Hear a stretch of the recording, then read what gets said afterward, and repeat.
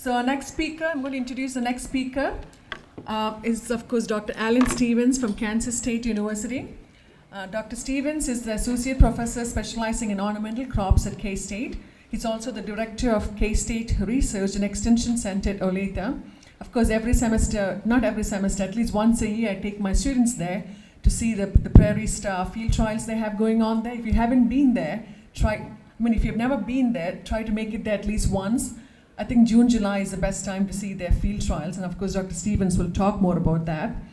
So, Dr. Stevens is a state leader of extension horticulture programs, coordinates the work of state extension specialists and county extension agents across the state to provide programs that meet the horticulture education needs of Kansas citizens. And Dr. Stevens also serves as a state specialist for floriculture, and he does applied research and extension programming for the producers of flowering crops and they use in the landscape. The Olathe Research Center is known for their flagship program, the Prairie Star Flowers. They also have a beautiful website you can access. And of course, besides his love of horticulture, Dr. Stevens also enjoys working with stained glass and woodworking projects, as well as spending time with his 4 grandsons. This is his second job. In fact, he told me he retired when he was 39, of less than 40. So, so this teaching job is actually his second job. So, thank you.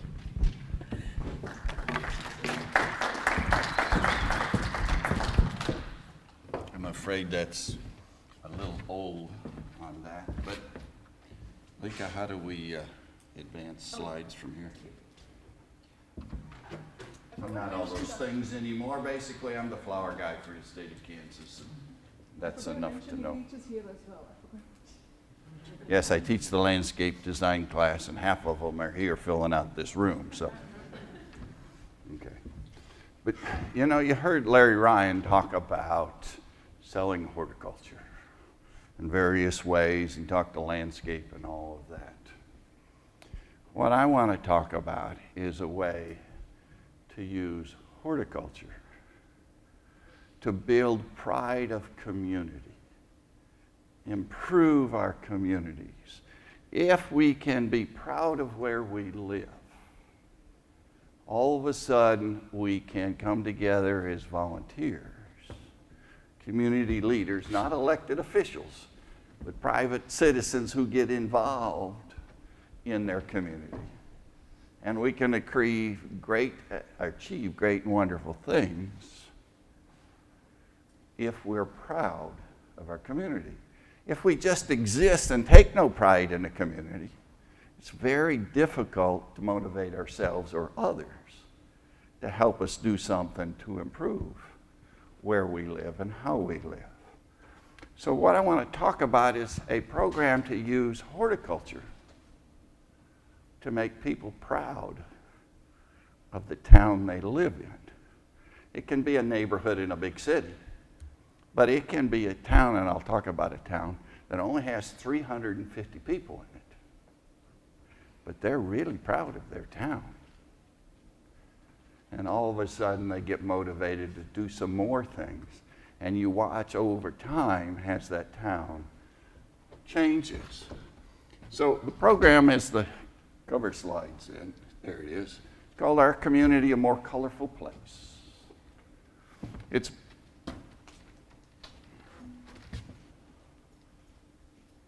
I got it to change once. There we go. Isn't that wonderful color? It's a pretty small town. Part of the year it's full of people, the other part of the year it's almost empty. Happens to be Vernal, Utah. In the summer tourist season, there's a lot of folks there. And in the winter, there's not much to do, and the tourists don't show up. But, isn't that something? This town has a huge budget in their parks department to do nothing but color their community in the summer tourist season, to bring in all those tourist dollars that help pay the bills the rest of the year. Now, I'm just showing you because those are the prettiest flower pictures I have, okay? But to show you also in the extreme what some communities have done. But to illustrate the point, what I'd like you to think about is middle of December. holiday season. What does our communities look like? Middle of December. Okay? You know, there's not a community in the state of Kansas, perhaps the whole country, that doesn't have some sort of holiday decorations that the community puts up. And every business in the community, or most every business, also has some sort of holiday decorations. And how many people put holiday decorations up in their front yard? Now think about it. How many people put holiday decorations up in their backyard? Not too many. Do they put them in the front yard so they can walk out to the curb, turn around and say, my, I did good, see how pretty my house is, for their own enjoyment? Or they do it for the community? Do they decorate their front yard for their neighbors and the community as a whole to enjoy?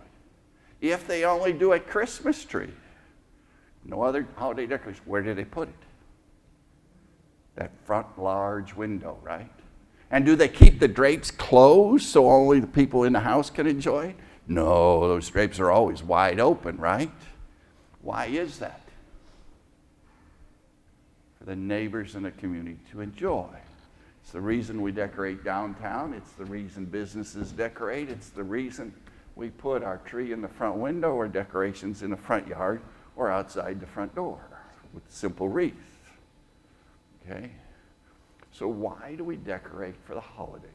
We could talk about all sorts of things, but in essence, we decorate for the December holidays because we think quality of life in our community is better when we decorate than when we don't. It's that simple. And how many people have family traditions right around looking at holiday decorations in December? You know, the paper and the radio even publish the route or the addresses where the best decorations are. And we enjoy that decorated community. Okay. With that analogy, we need to realize there's the plaza. You know what, 40, 50, 60,000 people show up after turkey dinner on Thanksgiving to watch them turn the lights on. Tell me those lights aren't impressive and create a decorated space we like. Small towns have a Christmas tree, decorate downtown, businesses decorate their front. We have more or less, some people go more elaborate than others in their front yard, and every community seems to have some, okay? But then what happens in summer? You know, we've decorated for Halloween, we've decorated for Christmas. People hang plastic Easter eggs in their trees in the front yard for Easter. But then we go this summer and we go blah. Our communities are no longer decorated. Even our yard is now green grass, green shrubs, green trees. Nature's neutral green. It's dull boring. Now sometimes we spice it up to get brown patch in the lawn, and it turns brown, and then we have brown to compare to the green, and we got some visual interest out there. Even if we look at this room, we have brown carpet, brown walls. Although the decorator knew enough to put a spot of color, those white squares, to give us some contrast and create some interest. Okay. Downtown in the summer, either black or gray cement asphalt. Sidewalks, streets, building fronts, all of that. Dull, blah, and boring. What's there to be proud of? What we've done is we've encouraged people to recognize quality of life is better if we have a decorated community like we have in that December holiday season. We don't. We have the opportunity to use horticulture. Forget this number 50 career stuff. That's just because we haven't been intelligently using it yet. People aren't recognizing what horticulture is.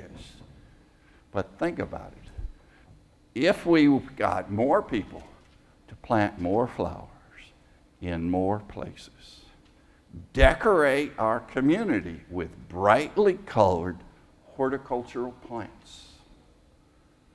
Now, I'm saying flowers, but we could use colored foliages in trees and shrubs as well, if we intelligently place those in a decorator fashion, okay? But talk about color, and Larry mentioned color, the need. He finally realizes as a forester, it's a pretty dull landscape if you don't put some flowers by that front door, okay? More people, more flowers, more places. So a colorful, what we found is a colorful community where we use more flowers is a more appealing place to live, work, and play. It's a more prosperous community. People are proud of their community. I'm not talking city beautification. That's a dead, tired federal government program of the 60s that didn't work because it relied on the government to do it.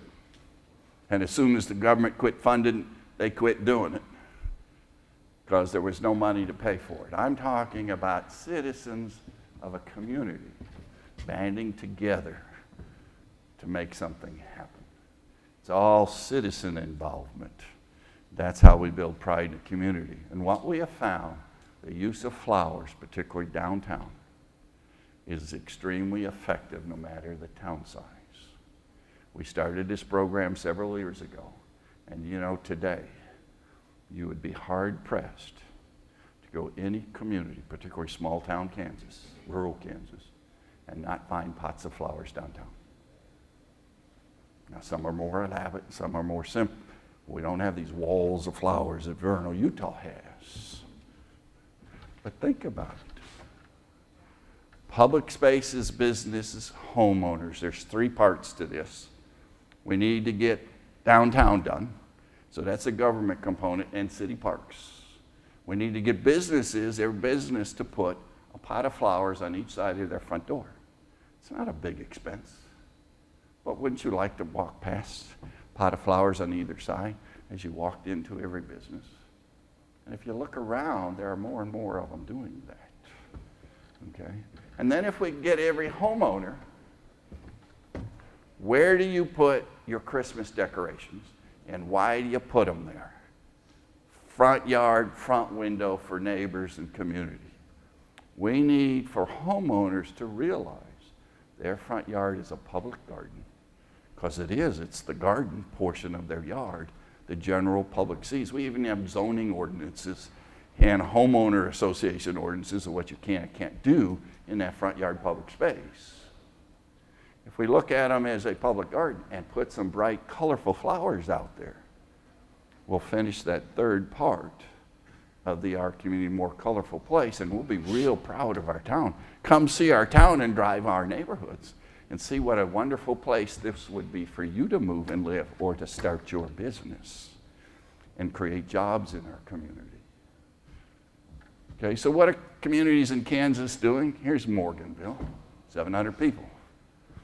All right, this is the front door to their post office, the one building everybody goes to every day in that town. Okay, what have they done?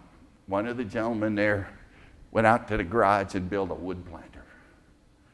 And see those gray tubs? Cattle protein feed come in those. Cattlemen fed the cattle had empty containers, so what did they do? Put some holes in the bottom, filled it with potting soil, and planted flowers. The community donated the planters and everything. They put them out there. And a family had adopted those, so they water them whenever they need it. There's no government involvement, but they really like their flowers. They did this first, and there's only one intersection in the main town. Now they have flower groups of 3 on each of the 4 corners in that one intersection. The town has changed. They're prouder. We're building, and then all of a sudden they're saying, you know, never had an ordinance in this town that try to have people clean up the town. Junk cars in the front yards, and as we find in rural America. Now the town, since these flowers, has passed a city ordinance. It says you got to clean up the junk or they can fine you. All of a sudden they're getting proud and cleaning up the town. And we see this at various stages of the evolutionary process in many communities across the state. We're using horticulture, the bright color of horticulture, as a decoration of horticulture to get people proud of where they spend their time, where they live. This is my hometown. I'm proud we have these wonderful flowers. And all of a sudden, other great things are happening. Another corner. This is a little community of green, and guess what? These are the flowers where? The front door of the post office, where everybody sees them, and then it goes from there. They have a park. What are we doing? We're proud of our park. They don't have flower beds all over. People aren't going to like to weed, but we can get a family to adopt the planters in front of the sign, "Welcome to our park." Okay? So these are, we're not talking necessarily big elaborate things. So these are in the smallest of towns. Again, that's that cattle feed tub planted the flowers. But now the bank, which owns the corner property, put a flower bed in a raised bed, which used to be just grass. And all of a sudden now we're getting critical mass. If you look across the street, the middle of the picture on the other side, you'll see some flowers up there developing now in front of a business. We see we start with a little, and other people in the community get on board. It doesn't take them a lot of money. They can all afford to do this. We're not raising tax issues or bond issues. We're just using horticulture to change the town. Now, Wamego, between Topeka and Manhattan, is credited with being the first town in Kansas to get into this. And they had an old historic theater in Wamego, run down, fallen in. They needed a new roof before the building just totally collapsed. The citizens got together and saved their theater.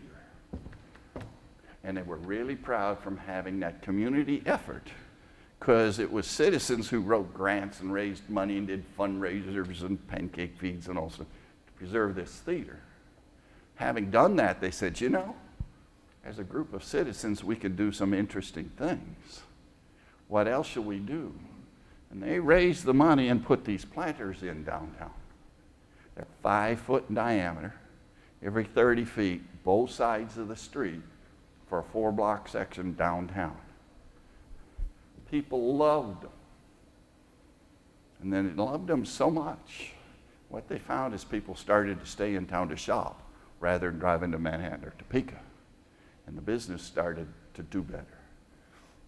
And then they wrote a Kansas Department of Transportation grant to put in new sidewalks, new curbs, and new street lighting. Again, improve the quality of downtown, because it'd run down. They didn't have the tax base for that, but it was the flowers and the theater that inspired them. And when they did that, as part of that, they put giant flower beds, raised planters on all 4 corners of every intersection in the town, in addition to the planters. There's an example of now every corner, all 4 corners of every intersection, plus up and down the street on both sides, has these. That was evolution 2. Evolution 3 is more than half of the businesses had a pot of flowers on either side of their front door downtown Wamego last summer. So what we're finding is the business community is getting on board. And here's the bank in Wamego. You could see now they've added a planter to have flowers as well as at the curb plus at the corner. Here's their new cable TV and telephone company. Now they have a city ordinance, all new buildings have to have a flower bed, because Wamego is becoming known as the city of the flowers over there. Okay. City Park, the entrance to Main Street, big flower bed. We're seeing houses now, the third component. Color in that front yard, public space, like the Christmas decorations in the front yard. We're seeing them add in color out there. It's getting to be a more and more interesting community, and that pride is really showing through. And of course, y'all know the plaza. Larry mentioned the plaza. You know, the plaza's just a big commercial enterprise. It's commercial property.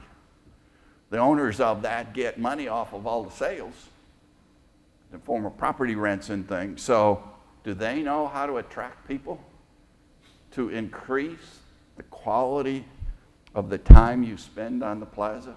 And if you like the quality of the environment, you're likely to stay and linger longer, which means you're going to shop more. And then the community benefits from that sales tax revenue generated to be able to pay for their sewers and their roads and their improvements to the community or their libraries, that sort of thing. So horticulture on the sidewalk, here's a business doing it individually. This is out at the Legends. Again, they know horticulture. The color of horticulture really attracts. It's a decorated environment. This is Zona Rosa.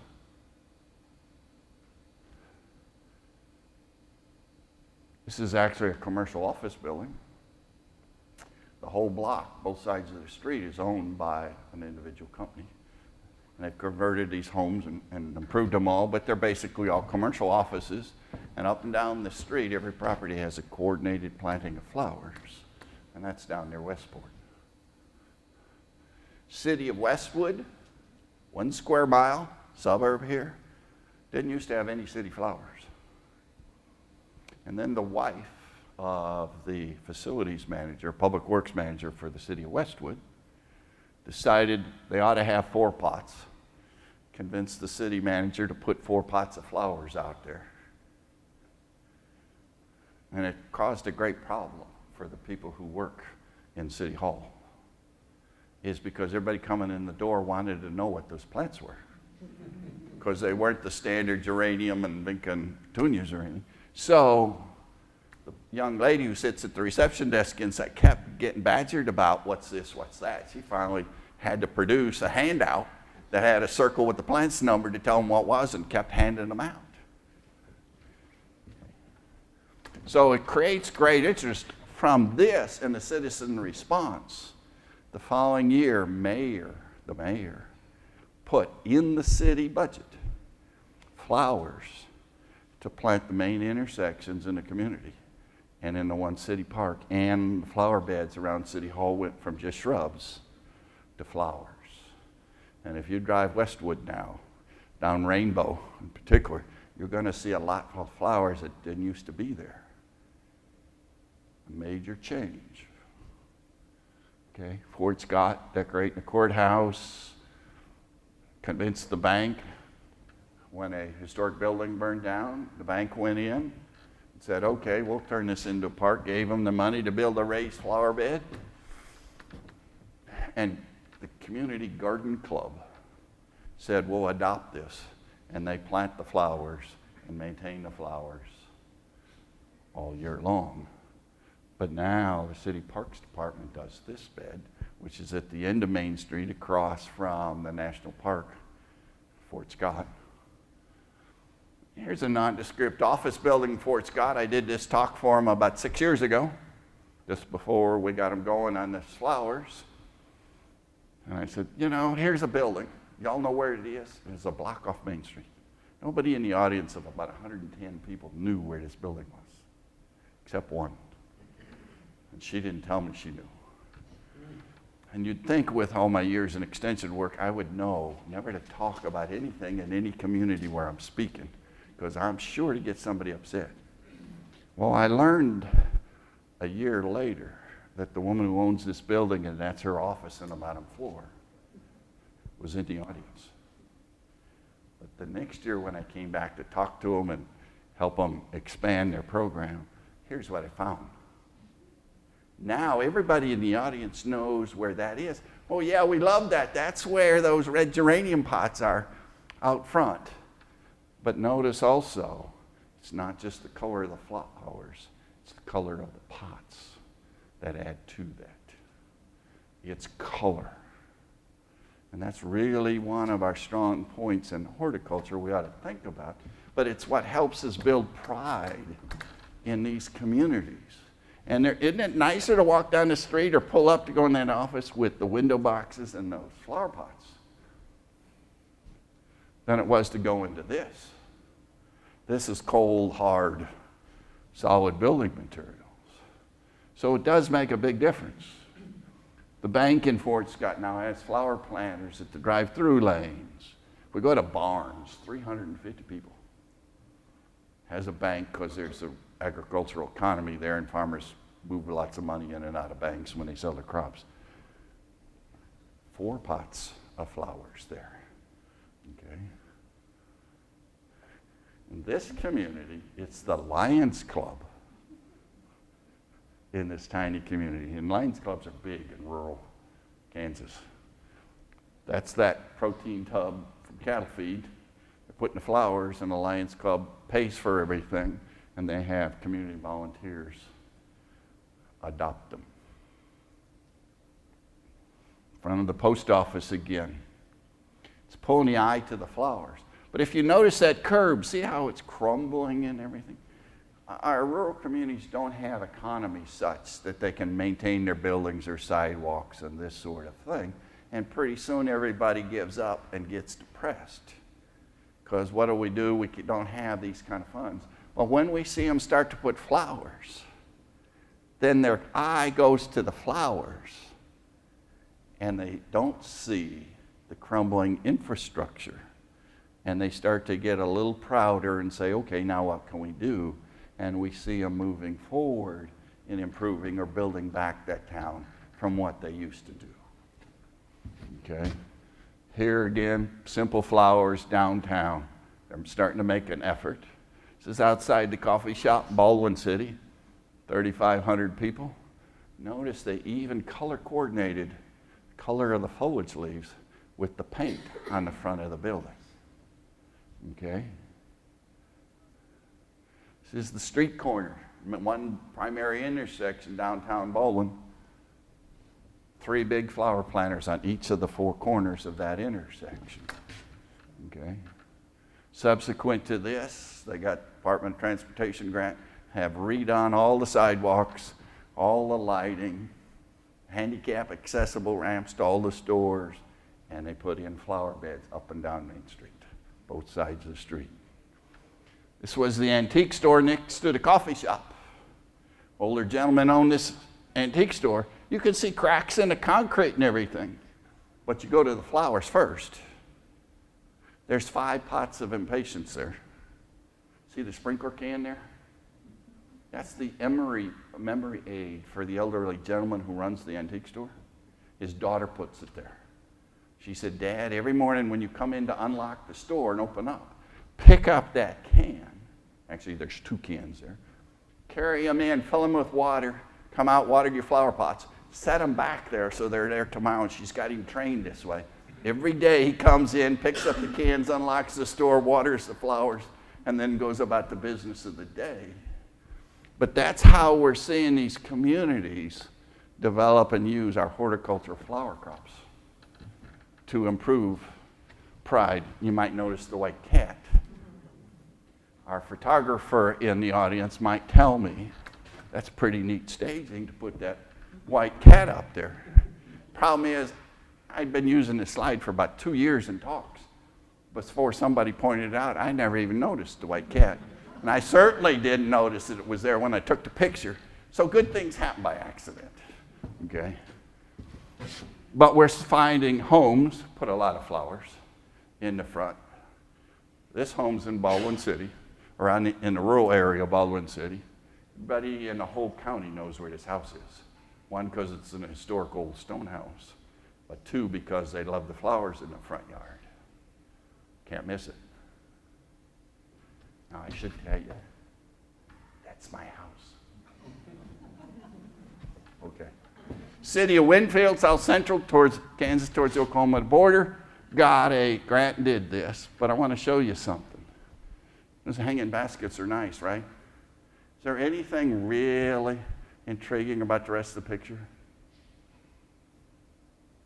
At first, those beds, the place that's now brick, All of that was bright, colorful annual flowers. Till the city manager says, you know, I think I'm going to trim our city budget, and we're going to plant perennials. We're going to fill those beds partially with brick, and then we're going to put that perennial Orope grass in there and just have hanging baskets. And the town went from really proud to where they don't care. Because somebody decided to go from bright color decorations to just green. Nature's neutral green does not attract attention. That's a fatal mistake. But here's Mission, Kansas. We're proud of our town. We're proud of our community, so much proud of our community. We're going to put color flowers at the base of the sign to make sure you know this is our community center. And we hang these baskets. And these baskets, when you see the sidewalk, are hanging at this level. I can say, oh, I'll bet a woman designed this. You see, if a man designed it, typically in the community when they're going to put them downtown, some man from Public Works or something decides on the height of those baskets, and they always say, we put them down here, people will destroy them. So let's put them up where nobody can reach them. And then what happens? Well, when you're driving down the street to enjoy those baskets, you're looking up and crashing into everything around you. You get a stiff neck. It's too high. It needs to be here at eye level where we can see them. What's the ugliest part of a flowering hanging basket to look at? The bottom. So let's put it up here so we can look at the ugliest part, a high maintenance item. Doesn't make any sense. But the good old boys were worried more about vandalism than appearance. You know, Garden City, Kansas, has hanging baskets up and down their main street. They're placed at 4 feet. And they're hanging on a shepherd's hook. And they've never had one stolen. And they don't even wire them to the hook. They're just hanging there. Anybody could pick them up, set them in their car, and drive off. They don't damage them. What we find is when the community becomes proud of the community, that teenage vandalism stuff all disappears.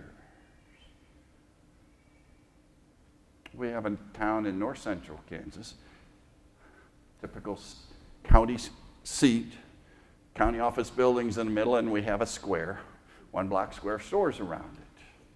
And there are planters all the way around the square. And you know who plants those planters? The 4th grade class. Grade school's a block off of downtown. Every May, the 4th grade teachers, it's a small town, so there's only one class of 4th grade, about 17, 18 students. They walk into town. Every business has bought a flat of flowers, or the flowers for the planter in front of their business. They're sitting there. They're pre-filled with, and those kids plant the planters. And the kids' families adopt the planter the child planted for the whole summer to water it and maintain it. Now think about it. That 4th graders, mother, father, brothers, sisters, aunts, uncles, and grandparents on both sides, all tied to that planter.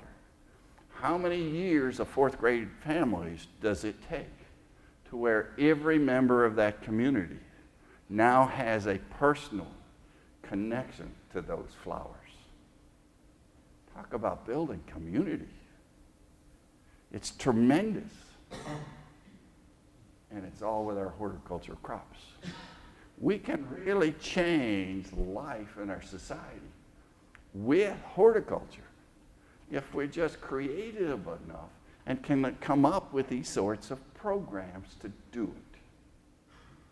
So Larry's message and all that, I'm just showing you another way to apply what he was talking about here, and it's all horticulture. And I can show you all sorts of Hayes is downtown. There's only one problem with this in Hayes. Is Hayes supposed to be the domain of K-State?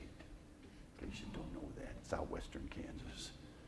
And the horticulturalist for the Parks Department in the city of Hayes is a K-State graduate from our horticulture department.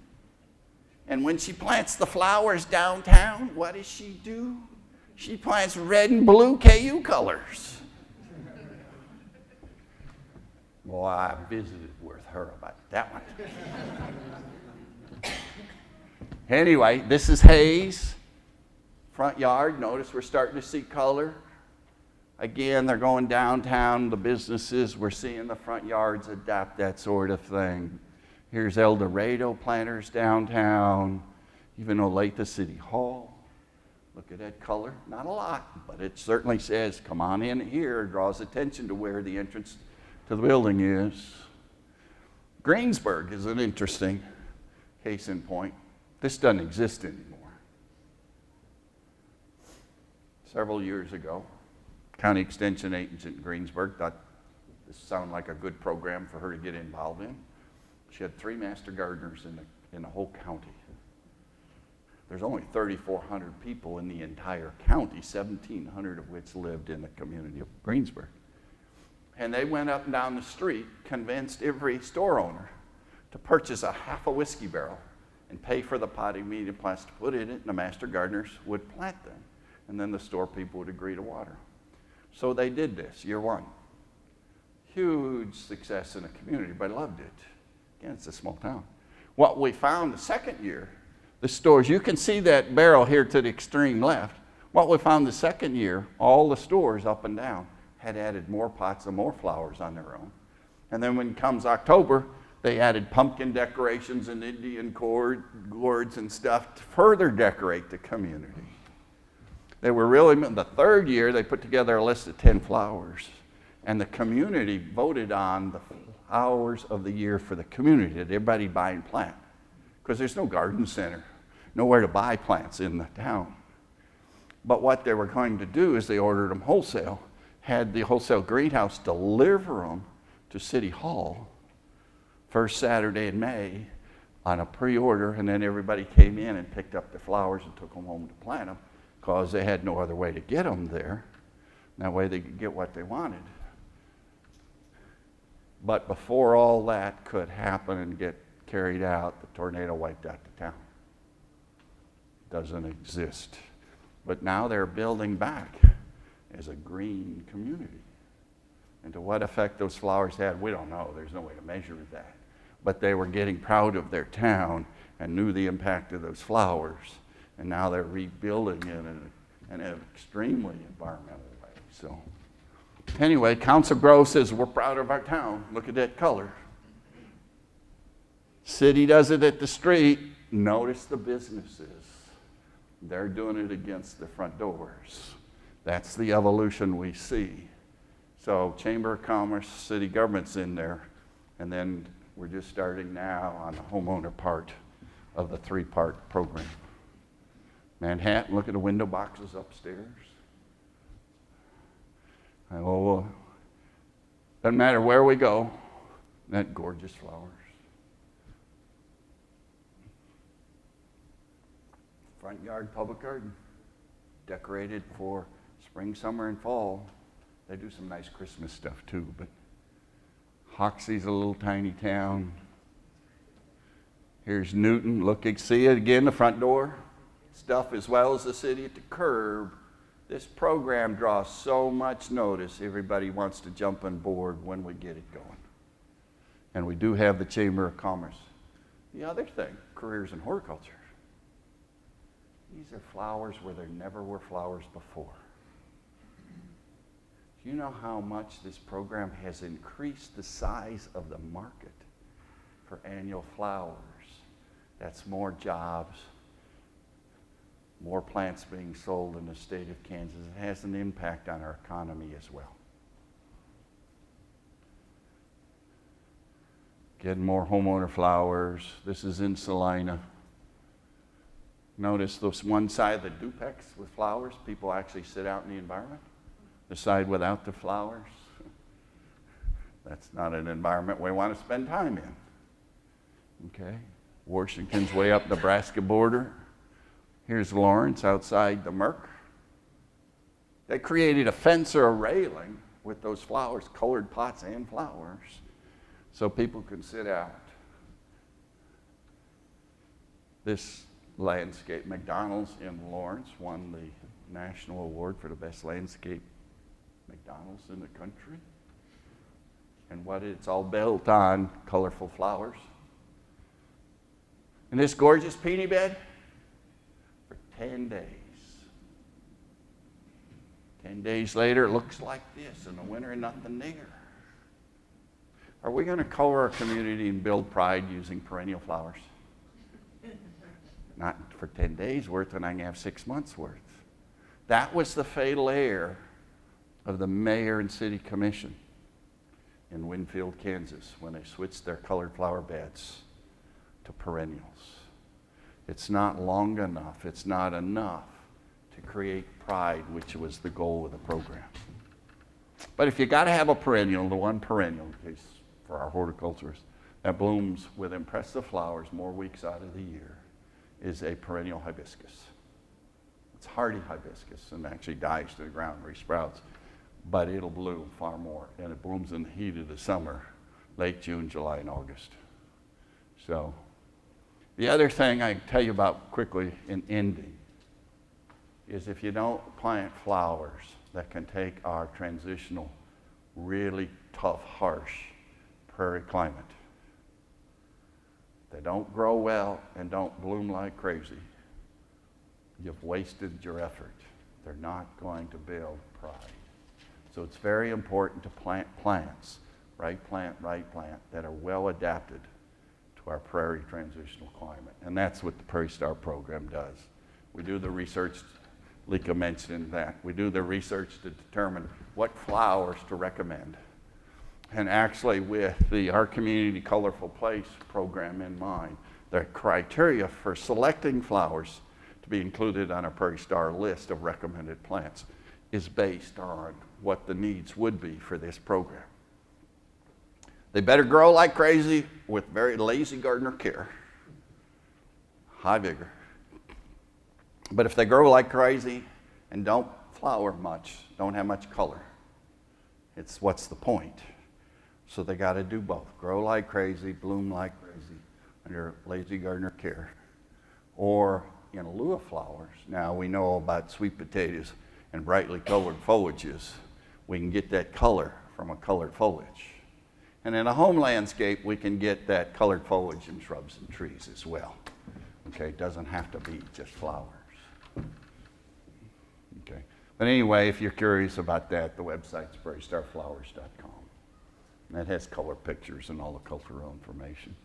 Also, you should know Horticulture magazine for the last 3 years and What to Plant this coming year issue features Prairie Star. There's one of our pages in one of them.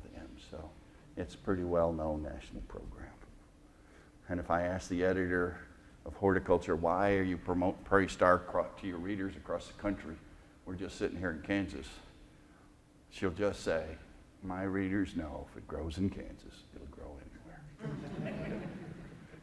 Anyway, there's a view of our test plots. And so, summary, downtown, front door of every business, and every front yard is what we're about. We're partnered with Pride in a lot of groups. So, that's it.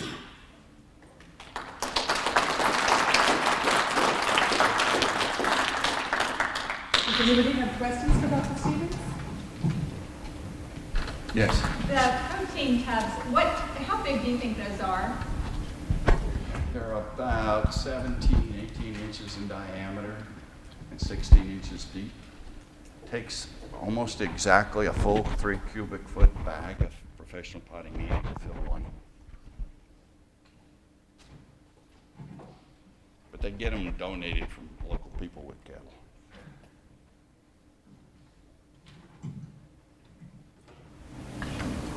Yes. Do you go and talk to Rotary groups or Lions clubs Yes. and things like that to improve Yes. your around? Yes, very much so.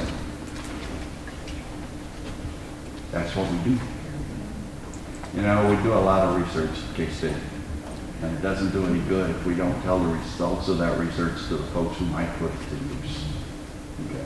Otherwise, otherwise it's an expensive education in flowers for me. Like St. John or Stuart Warren or whatever, we know a lot about what we research. We got to tell the rest of you. Okay, so yes, Rotary Club's involved. As you can see, Lions Club's been involved. That's who we work with there. Thank you very much, Dr. Stevens.